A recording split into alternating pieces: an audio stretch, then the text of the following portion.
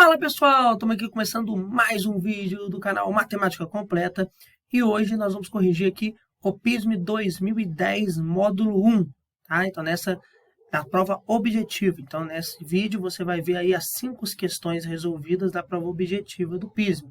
Lembrando que o PISM 1 é uma prova feita pela Universidade Federal de Juiz de Fora, tendo em vista você entrar na faculdade depois do terceiro ano do ensino médio. Você faz a prova do módulo 1 no primeiro ano, a prova do módulo 2 no segundo ano e a prova do módulo 3 no terceiro ano, soma as notas e, de acordo com a sua classificação, você passa do curso que você tem interesse.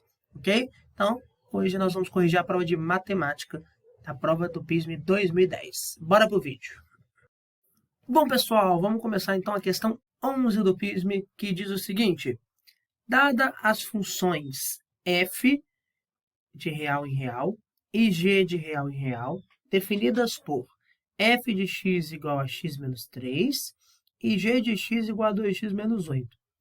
Considere o conjunto S igual a todos os elementos reais, tal que a função x vezes a função g é menor ou igual a zero. Então, S é igual. Então, eu estou procurando a solução desse conjunto aqui.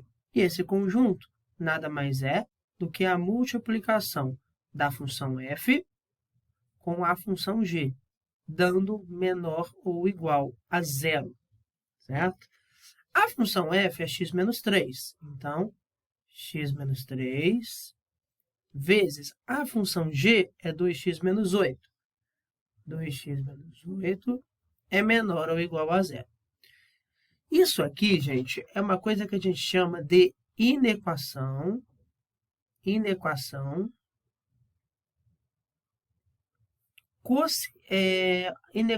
produto, tá? Então, essa é a famosa inequação produto, ou seja, você tem um produto de inequações, né? Um produto de funções, e esse produto aqui tem que dar menor ou igual a zero. Então, o que você vai fazer? Você vai achar a raiz de cada função separadamente. E depois você vai fazer a análise de sinal. E sabendo que o resultado final tem que ser o quê? Negativo ou zero. Tá? Então, o que você vai fazer? Você vai fazer a análise de sinal. Então, vamos lá. Primeira coisa que eu vou fazer é descobrir a raiz dessa função aqui, x menos 3. Como que eu descubro a raiz de uma função? É só eu pegar e igualar ela a zero. Então, x menos 3 igual a zero, x igual a 3. Ou seja, a raiz da função f de x é 3. Como que eu acho a raiz da função g? É só eu igualar a zero. 2x menos 8 igual a zero. Então, 2x igual a 8 e x igual a 8 dividido por 2, que é igual a 4. Ou seja, a gente tem a segunda raiz, 4. Então, agora, o que você vai fazer? Eu vou chamar essa função de 1 e essa função aqui de 2. E aí, eu vou fazer as retas reais da função 1 e da função 2. A função 1 ela é uma função do primeiro grau, correto? Onde o a é positivo e a raiz é 3. Então, eu vou marcar aqui uma bolinha fechada do 3. E como o a é positivo, a gente tem uma reta assim, ó, nesse formato aqui. Então, a parte de cá é toda positiva e a parte de cá é toda negativa, correto? Na função 2, você tem aí uma função em que a raiz é 4. Então, vou marcar uma bolinha fechada no 4. E o a é 2, ou seja, o a é positivo. Então, a gente tem o mesmo formato de função. Para cá, depois do 4, é positivo. E antes do 4, é negativo. Você está interessado no produto das duas funções. Ou seja, a solução vai ser a união, né? Na verdade, a interseção das duas retas. Então, você vai fazer assim, ó, vamos fazer um pontilhado aqui, né? Um pontilhado aqui. Vou marcar o 3 fechado e o 4 fechado e vou fazer a regrinha do sinal. Menos com menos, mais. Mais com menos, menos. Mais com mais, mais. Como eu estou interessado nos valores menores ou iguais a zero, então eu vou querer ou as raízes 3 e 4, ou todos os valores que são negativos, que estão entre 3 e 4. Ou seja, eu vou querer toda essa região aqui, ó, o 3, os valores entre 3 e 4 e o 4. Então, a solução dessa equação é fechado no 3, vírgula, fechado no 4. Essa é a solução. São os valores que, ao serem substituídos na inequação produto, vão gerar valores menores que zero ou até iguais a zero. Essa é a resposta dessa questão. Letra A. Ok? Então, letra A aí. Então, gente, é um exercício teórico de inequação produto. Você teria que conhecer essa teoria. Se você não conhece, dá uma estudada em inequação produto, inequação quociente, que é a mesma ideia, sempre você faz desse jeito. Ok? Bora para a próxima questão. Bom, pessoal, questão 12 é uma questão de geometria plana. Vamos ver o que fala. Na figura abaixo, AD é igual a 3 raiz de 2. Então, esse lado aqui, né, vale 3 raiz de 2 centímetros. E AB vale 6 centímetros. Ok, então, esse AB aqui vale 6. A área do polígono ABCD em centímetros quadrados mede. Então, eu estou interessado aqui na área do polígono ABCD. Polígono ABCD, gente, é um quadrilátero, correto? Na verdade, para ser mais específico, ele é praticamente um trapézio, né? Mas a gente não pode afirmar exatamente que ele seja, né? Não, aliás, podemos sim afirmar que é um trapézio, que é 90-90, né? Mas vamos chamar de quadrilátero. Para a gente descobrir aqui a área desse quadrilátero, né? Desse polígono aí, ABCD, existe uma maneira que eu acho mais tranquila, que é você descobrir a área desse triângulo retângulo e somar. Ou seja, a área do polígono ABCD vai ser igual à área do triângulo ABD, correto? Mais a área do triângulo BCD. Então, essa é a ideia, do triângulo 1 e a do triângulo 2. Para a gente achar a área do triângulo ABD, muita gente acha o seguinte, olha, então eu vou ter que fazer base vezes altura dividido por 2. Não, porque esse triângulo ABD, ele é um triângulo retângulo. E o triângulo retângulo tem uma propriedade, né, uma coisa dele, que a área de um triângulo retângulo é a multiplicação dos catetos dividido por 2. Né? Para quem não sabe, existe um resultado que diz isso. Como aqui é 90 graus, um dos lados, um dos catetos é a base. O outro cateto é a altura. Ou seja, se eu multiplicar os dois catetos de um triângulo retângulo e dividir por 2, eu estou achando a área do triângulo retângulo. Olha que interessante. Ah, Gabriel, mas eu não tenho esse cateto aqui. Eu tenho a hipotenusa. Exato. Para eu achar esse cateto, eu vou fazer o teorema de Pitágoras. Então, a primeira coisa que eu vou fazer é o teorema de Pitágoras aqui no triângulo 1, para achar o outro cateto e descobrir a área do triângulo 1. Né? Depois eu penso no que eu faço para o triângulo 2. Então, vamos lá. Então, vamos pensar agora no triângulo 1. Vamos fazer o teorema de Pitágoras. Hipotenusa ao quadrado, 6 ao quadrado, é igual a soma dos catetos ao quadrado. Um cateto é x e o outro cateto é 3 raiz de 2. Ok? Aí, vamos lá. 6 ao quadrado é 36. X ao quadrado mais. Aí, ó, muita gente não sabe fazer isso aqui, ó. 3 ao quadrado você faz separado. Ó. 3 ao quadrado é 9 vezes raiz de 2 ao quadrado é 2, que corta a raiz. Ó. Ok? Ou seja, isso aqui é 9 vezes 2. Ou seja, isso aqui é 18. Então, x ao quadrado vai ser igual a 36 menos 18. onde x ao quadrado vai ser igual a 18, porque 36 menos 18 é o próprio 18. Logo, o x vai ser raiz de 18. Então, você tem que descobrir aí quanto que é a raiz de 18. Vamos fatorar aqui o 18. Dividido por 2 dá 9, dividido por 3 dá 3, dividido por 3 dá 1. Você tem uma dupla aqui e um número sozinho. A dupla sai um número e o número sozinho fica dentro da raiz. Então, é 3 raiz de 2, o x, ok? Então, 3 raiz de 2 aí, o x. Ok. Então, sabendo disso, né? Sabendo disso, a gente agora tem o valor do x aqui. Então, nós precisamos achar agora a área do triângulo 1, que é o triângulo ABD. Como que eu acho, então? Então, a área do triângulo. Eu vou fazer até aqui, ó. Vou fazer aqui mesmo. A área do triângulo ABD, que é a área do triângulo 1, vai ser a multiplicação dos dois catetos. Um cateto é 3 raiz de 2, o outro também. É um triângulo isósceles. Então, vai ser 3 raiz de 2 vezes 3 raiz de 2, dividido por 2. Né? 3 vezes 3 é 9. Raiz de 2 vezes raiz de 2 é 2. Só que eu ainda vou dividir por 2, ou seja, vai ser 2 e aqui dividido por 2 vai cortar, então vai ser 9. Ou seja, a área do triângulo 1 aqui é 9. Vamos guardar essa informação. Agora vamos para o triângulo 2. No triângulo 2, o que você pode observar? Você pode observar o seguinte. Como esse triângulo é isósceles, certo?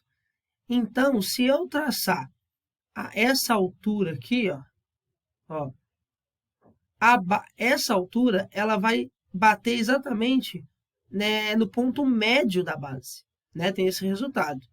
Como a base mede 6, então isso aqui mede 3. Só que isso aqui é igual a isso aqui, ó. Tá vendo? Ou seja, você aqui vai ter a hipotenusa, que é 3 raiz de 2, e um dos catetos, que é 3. Se você descobrir o outro, que eu vou chamar de y, você consegue descobrir os dois catetos do triângulo BCD, e aí você faz a mesma coisa. Multiplica os catetos e divide por 2. Então, para o triângulo 2, nós vamos fazer a mesma coisa, tá? Então, vamos lá. O triângulo 2, primeiro, nós vamos fazer o teorema de Pitágoras. Então, vai ser x ao quadrado, só que o x é 3 raiz de 2. Então, 3 raiz de 2 ao quadrado é igual à soma dos catetos ao quadrado. Um dos catetos é 3, então 3 ao quadrado, e o outro cateto é desconhecido, eu chamei de y. 3 raiz de 2 ao quadrado, ó, 3 ao quadrado, 9. 9 raiz de 2 ao quadrado, 2. 3 ao quadrado é 9, e aqui é y ao quadrado. 9 vezes 2 é 18, passou 9 para cá, então vai ser y ao quadrado é 18 menos 9, então y ao quadrado é 9, então y é raiz de 9, que é 3. Ou seja, a gente acabou descobrindo que o outro cateto era 3 também. Então, já que o outro cateto é 3, para a gente descobrir a área aí do triângulo 2 ou a área do triângulo BCD, é muito fácil. É só fazer 3 vezes 3 dividido por 2. Ou seja, 9 dividido por 2. Pronto. Agora, a área 1. Ó, a área 1 é 9 e a área 2 é 9 dividido por 2. Correto? Então, para a gente descobrir aí a área A, B, C, D, é só eu fazer 9 mais 9 sobre 2. Aqui é 1 fazendo MMC, né? A área ABCD vai ser tudo 2. 2 dividido por 1, 2. 2 vezes 9, 18. Mais 2 dividido por 2, 1. 1 vezes 9, 9.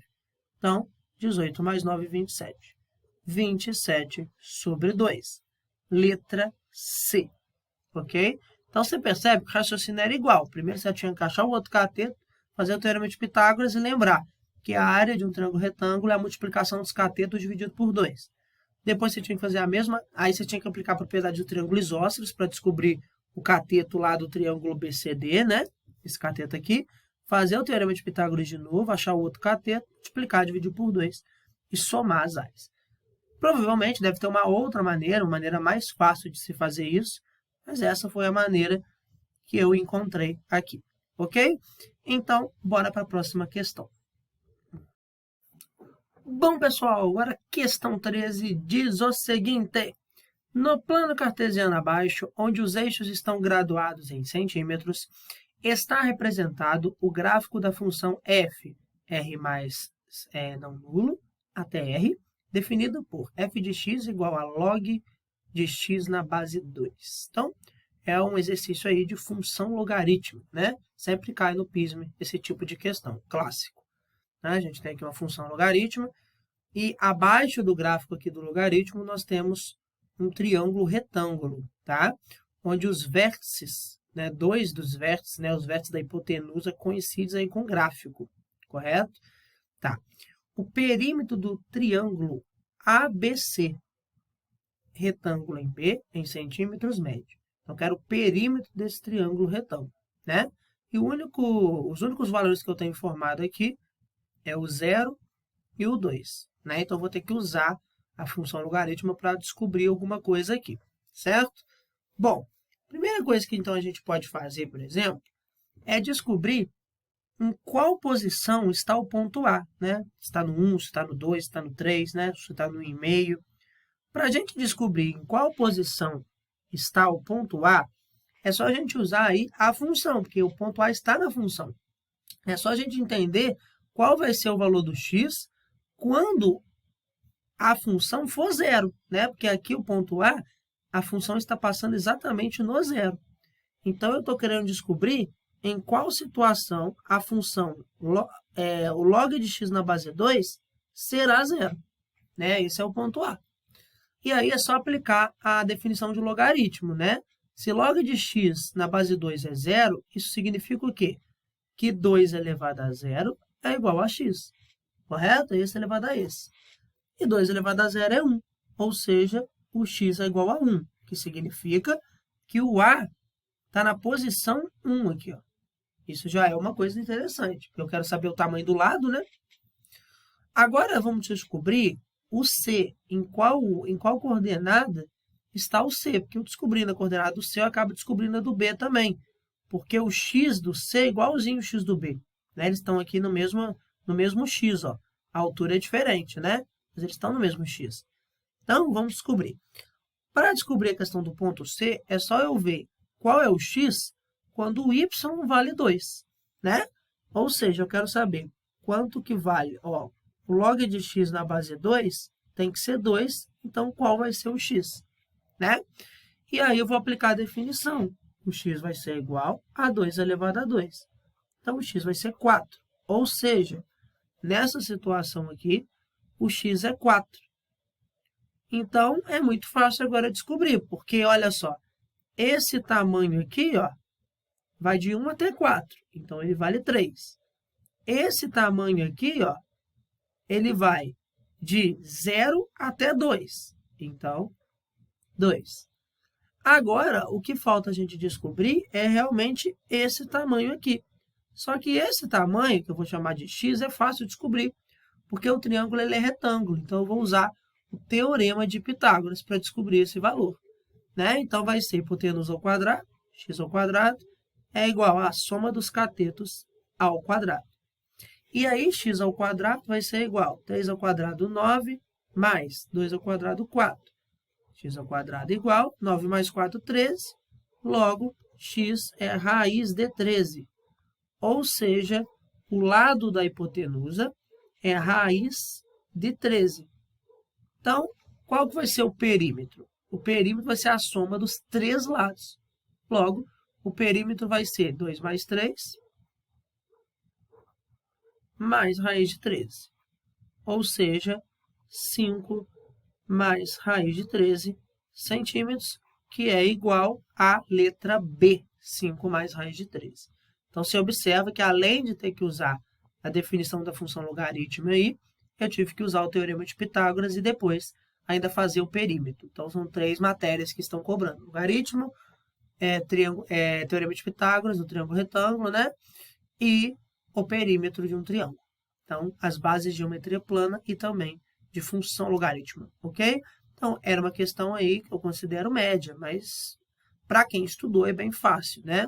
Mas, assim, dado que pediu 3 conteúdos, vamos colocar aí uma questão média, mas não era difícil não, ok? Bora para a próxima questão. Bom, pessoal, a questão 14 aí agora diz o seguinte: a área do paralelogramo ABCD, então ABCD, mede 128 centímetros quadrados. Vamos anotar isso aqui. A área do triângulo, a área do paralelogramo ABCD mede 128 centímetros quadrados. Os pontos F, G, H e I são os pontos médios dos lados desse paralelogramo. Tá? Então, esse ponto G, esse ponto F, esse ponto I, esse ponto H é ponto médio. Ok. Os pontos J, K, L e M são os pontos médios dos lados do quadrilátero FGHI. Então, esse ponto, esses são os pontos médios do paralelogramo menor. O segmento NO, esse segmento aqui, está sobre o segmento ML. E NO é 1/4 de ML, ou seja, NO é 1/4 de ML. Tá. A área do triângulo JNO em centímetros quadrados médio. Vamos criar essa área cinza aqui. Essa questão, pessoal, na minha concepção, foi a mais difícil desse PISM, tá? Na minha opinião. Mas, assim, se você conhecesse um resultado que eu vou fazer aqui, ficaria bem tranquilo. Mas quem não conhecesse o resultado, era praticamente impossível de fazer, ou era muito difícil. Qual é o resultado? O resultado é o seguinte: como esses pontos F, G, H e I são os pontos médios dos lados do paralelogramo grandão, isso significa que a área desse paralelogramo aqui, ó, que é formado pelos pontos médios do grandão, né, que é o FGHI, ó, FGHI, é a metade da área do paralelogramo maior. Ou seja, é a metade de 128, 64. Analogamente, a área do paralelogramo menor ainda, ó, o M, vamos ver do jeito que eles colocaram aqui, eles vão colocar. Então, vamos lá, MLKJ. MLKJ. A área desse paralelogramo vai ser a metade do paralelogramo do FGHI, ou seja, 32. Isso era fundamental de você saber. Então, quando você tem um paralelogramo formado pelos pontos médios de um outro paralelogramo, esse paralelogramo menor, ele é metade do paralelogramo maior. É isso que você precisa saber aqui. Sabendo isso, aí fica fácil, porque eu quero a área do triângulo M,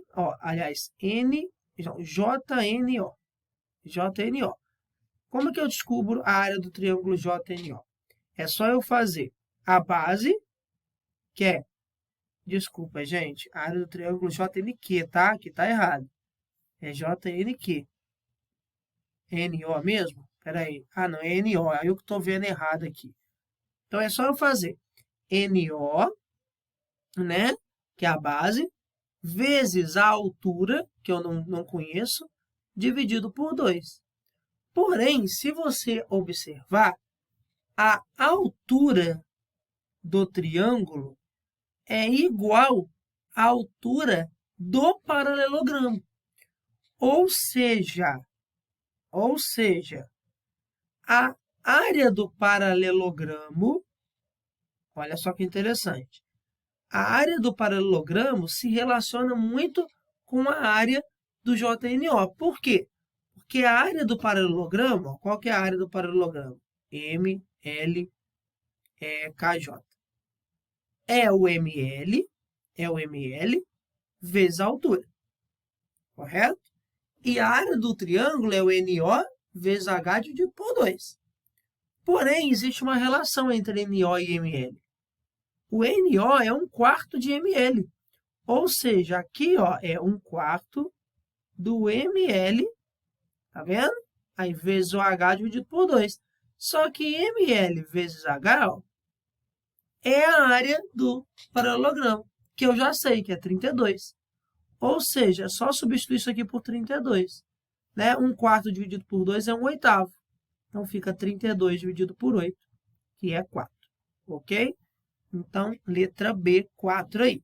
Então, era uma questão mais difícil aí do PISM 2010, com certeza a mais difícil de todas, porque tinha que ter essas relações aí na cabeça, essa ideia de área aqui, né, relacionar uma área com a outra. Ok? Então, vamos para a próxima questão.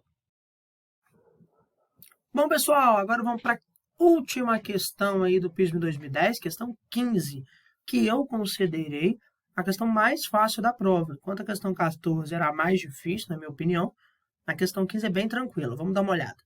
Estudos realizados com camundongos revelaram que, após percorrer várias vezes um labirinto, o tempo T em minutos necessário para que o camundongo encontre a saída na tentativa de número n é dado por essa função aqui. T igual a 3 mais 2 sobre n vezes n. Aliás, desculpa. T igual a 3 mais 2 sobre n, onde n é 1, 2, 3, né? Ou seja, o que significa? Que a cada vez que ele tenta, né, o tempo muda, né? Então, quer dizer, o tempo necessário para que ele encontre a saída mude, né? E aqui, como o n está no denominador, quanto maior o tempo, né, mais vai diminuir aqui, porque vai ficar maior aqui, né? Ou seja, o tempo vai ficar cada vez menor, né? Então, quanto mais vezes ele tentar, mais chance ele tem de sair, correto? Essa é a lógica aí. É correto afirmar que o camundongo consegue achar a saída em 6 minutos na terceira tentativa? Então, o que a gente vai fazer é substituir n por 3 e ver o tempo. Então, vamos ver. 3 mais 12 sobre n. Porém, ele quer na terceira tentativa, então n igual a 3. N igual a 3. Então, vai ser 3 mais 12 dividido por 3 é 4. 3 mais 4 é 7. Ou seja, não é 6 minutos. Na verdade, é 7 minutos. Né? Então, na terceira tentativa, ele conseguiria achar a saída em 7 minutos e não em 6. Então, não é a letra A. Após um número muito grande de tentativas, o camundongo encontrará a saída em menos de 3 minutos. Não. Por que não? Se eu aumento muito esse n, esse valor aqui, ele vai chegando próximo ao zero. Então, se, por exemplo, o n for 12, né, aqui esse valor aqui vai ser 1, correto? Esse valor aqui vai ser 1. Porém, se o n for maior que 12, esse valor vai ser 0, alguma coisa. Se o n for muito grande, mas muito, esse valor aí vai ser quase zero. Então, o 3 ele vai somar com um número um pouquinho maior que o zero. Isso aí vai ser 3 alguma coisa. Então, não vai ser menos de 3. Não. Vai ser quase 3, mas menos não. Então, não é a letra B.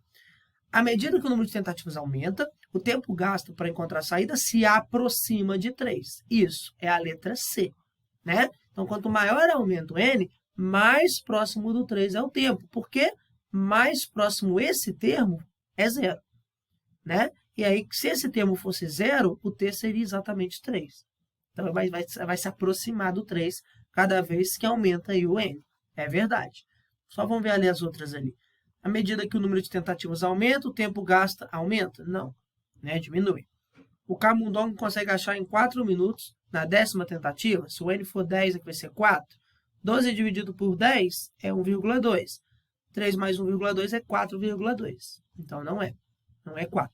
Então, realmente, é a letra C. Então, era uma questão aí de análise de uma função, né? De quando varia o n, o que acontece com a outra variável, né? É uma questão interessante, mas é uma questão bem tranquila, beleza? É isso aí, então. Bom, pessoal, assim a gente finaliza mais um vídeo da correção da prova de 2010 do PISM, e você pode perceber que os conteúdos cobrados foram aí geometria plana, né? Área de triângulo retângulo, teorema de Pitágoras, função logaritma, função introdução à função, né? Aquela ideia da variável, mudando uma variável, a outra muda, e também o conceito de inequação produto, certo? Em breve eu vou publicar aqui no canal o PISM 2011 para a gente poder fazer a comparação de temas e descobrir se existe algum padrão aí nessa prova. Então, até o próximo vídeo. Se inscreva se você gostou e curta e comente aí provas que você queiram que eu faça, ok? Então, Até o próximo vídeo. Valeu e tchau!